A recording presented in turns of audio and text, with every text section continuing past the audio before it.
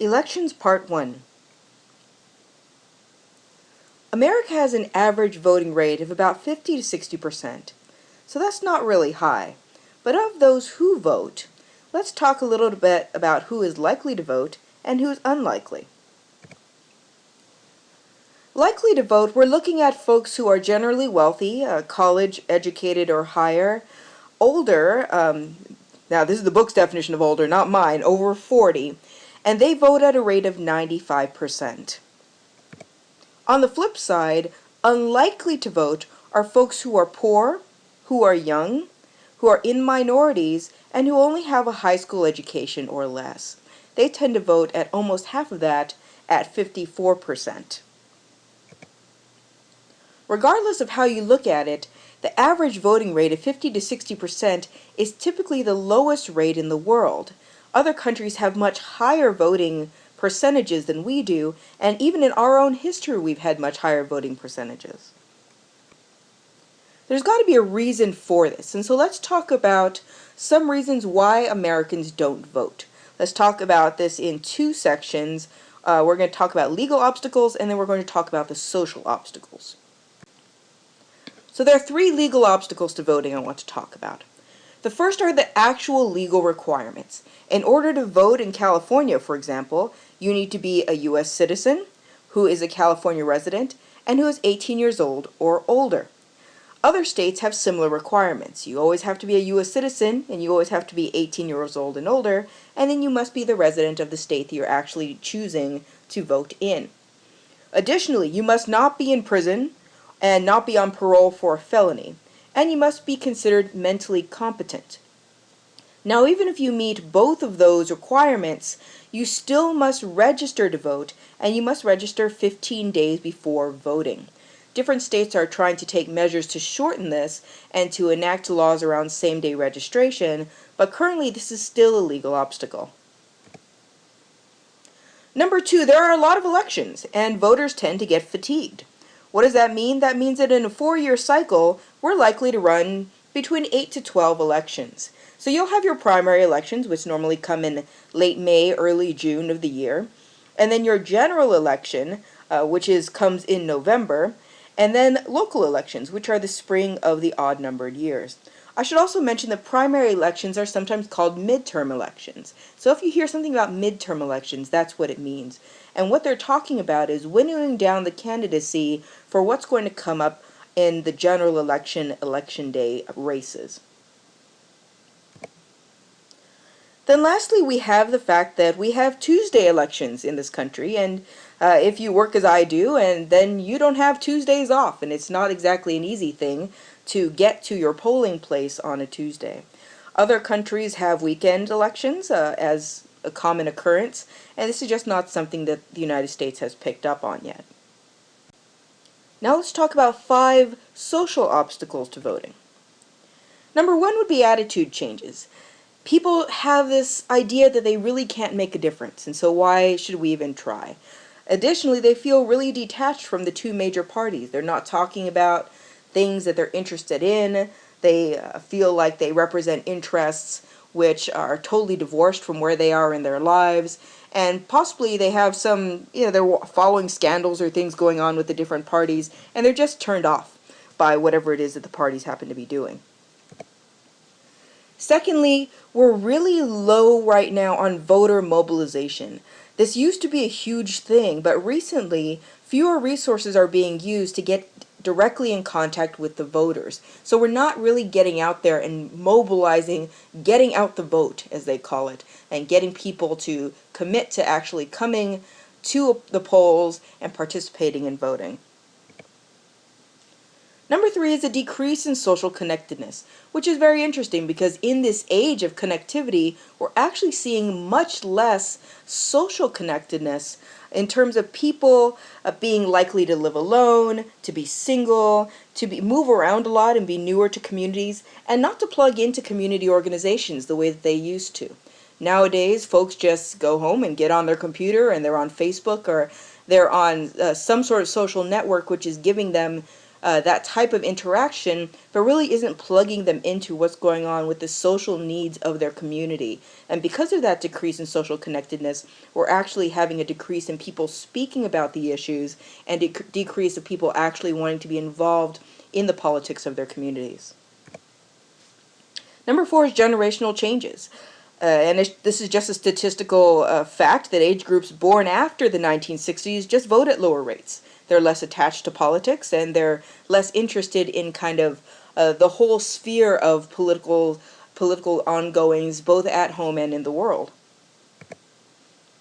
And number 5, we have the idea of the rational non-voter. What the rational non-voter is, it's an argument for why it makes rational sense not to vote at all. And people will tell you voting demands time, it demands resources and effort. And, not only do I have to go to the polling place and figure out where I'm supposed to go and mark my little vote on the tally sheet, but I also have to figure out what's actually on the ballot. I have to do some research. I need to figure out who I should vote for before I actually get there. And all of that takes up a lot of time and energy. Additionally, one would argue no individual's vote can actually change the course of elections. So my one vote really isn't going to make a difference in this election, so why should I even go out there and bother? And this is the rational non-voter argument, that I can't really make a difference, and so why should I go out there and expend the energy to do it if my vote's not really going to count? So of those who vote, how do they decide who they're going to vote for? We have 6 different areas that we want to discuss in this segment: party affiliation, social group membership, gender, race and ethnicity, issues and policy, and candidate qualifications. All of these come into play when we're thinking about who we actually want to vote for, or whether or not we want to vote for specific measures. Party affiliation and partisanship. This is the single biggest thing. And this often lasts. This isn't something which comes and goes. Oftentimes when you're affiliated with a party, you're going to be affiliated with a party for quite a long time, and we spoke about this in prior lectures, that you can get your party ID from a lot of different places, including your family, and this is really going to influence the way that a lot of folks vote. And we tend to vote with our parties. In 2008, for example, 89% of the Democrats voted for President Obama, and 90% of the Republicans voted for Mr. McCain. Number 2 is social group membership. Now this can sometimes override party loyalty. It's got to be a big thing though. For example, in 1960, we had the first Catholic running for president, John F. Kennedy. Now President Kennedy was able, just by virtue of being Catholic, to mobilize the Catholic vote. And so he had 82% of Catholics voting for him, whether they were Republican or Democrat. Now these can be religions, social groups, friends and family. Essentially, who are you around who is going to kind of give you this input of who you should be voting for? This can also be groups you're affiliated with. For example, if you are participating in interest groups, if you know what's going on with the NAACP or the League of Women Voters, and you're following voting blogs, for example, then they'll give you information on which ways you should vote. Sometimes you'll see these in the form of what's called slates. What slates are is it's an organization's list of how you should vote on specific issues. This particular one came from the Ella Baker Center for Human Rights, and it has all of the propositions of this particular election and how and why they believe you should vote on these particular measures. And so some folks, based on the fact that they know and trust the Ella Baker Center for Human Rights, they'll vote accordingly, thinking, okay, well, the Ella Baker Center's done their research, I believe in what they do, and I believe in the people who work there, and so therefore I'm more likely to be swayed by what they say on how to vote on these particular measures without doing my own independent research. Candidates definitely make use of this as well. This is Congresswoman Barbara Lee's slate, and this is where she's telling you, her office is telling you, for this election, these are the folks that I recommend that you vote for. And it tells you who she thinks you should vote for governor, lieutenant governor, secretary of state, all the way down. And then at the bottom, it tells you how she thinks that you should vote on the different propositions, whether you should vote yes or no. And folks are actually allowed to bring these into the polling places. So you can bring this card in with you. Sometimes they're a piece of paper, other times they're just a postcard. You can actually get them right off their websites too. So some folks print them out and bring them in so that they can check off exactly how the person thinks that they should vote. Number 3 is gender. Now, gender is actually not as large a determining factor as you would think. Women have supported the Democratic candidate for president in every election except one, and that was Jimmy Carter, since 1964. However, women don't necessarily support each other. So, for example, we have support by women more likely to go to Democratic women because they're Democrats, not necessarily because they're women. You can think about the race between Hillary Clinton and Sarah Palin and how the general average vote of the women voters went to the Democratic candidate. Now, of course, this isn't for everybody. This is just looking at, on average, when the pollsters look at the votes and how people voted, how they actually went with their particular preferences for, and if they voted in line with their particular gender, their particular race, etc. Speaking of race and ethnicity, it is a stronger determining factor than gender. African Americans and Hispanic voters both tend to vote Democratic. Ethnicity, on the other hand, not as much a strong determining factor. It does depend on the level of assimilation. It depends on how long you've been here and what groups you are actually familiar with, what languages you're actually associated with. And so we see Asian and Hispanic groups tending to vote Democratic. However, we have subgroups which tend to be less assimilated who tend to vote Republican. And so you can't necessarily group them all together. You really need to look down on a microcosmic level on race and ethnicity to see what's going on in those particular communities. Number 5 is issues and policy. And this is where ideally we think people would place the majority of their thought behind how they want to vote. We want them to vote on the issues instead of relying on things like party labels or who they think they like personality-wise. Voters generally know where they stand on easy issues, on the big stuff. They know what they think about capital punishment, they know what they think about prayer in schools, but they might not necessarily know about issues which haven't caught their attention on such a big scale. For example, whether or not to increase the Bay Area rapid transit budget for a particular line. It might not be something that they've thought about. And the reason that they might not have thought about it is because the media might not have covered it in depth. The media likes to cover the horse race, cover the mudslinging that's going on, cover the more scandalous pieces of elections, but tends to leave out these issues and policy-related measures. And so that's why there's not as much information going on. And we will talk about the media shortly in another lecture. Which brings us to the ideal voter. And I want to introduce you to the concept of prospective voting. What prospective voting is when voters base their decisions on what will happen in the future if they vote for a candidate. In other words, what policies are going to be enacted, what values are going to be emphasized. It's very forward-looking. If I vote for this person, what could this person do when they reach office? Now, this requires a good deal of information. Voters don't necessarily have this information, and they don't necessarily want this information, which is why most people don't do this, because they're busy. They have other things going on, and they don't have the time to do all of the research and figure out about their candidates. However, party activists and political elites do, and so do a lot of interest groups, hence going back to the slates and going back to people who are, so to speak, doing the homework for you.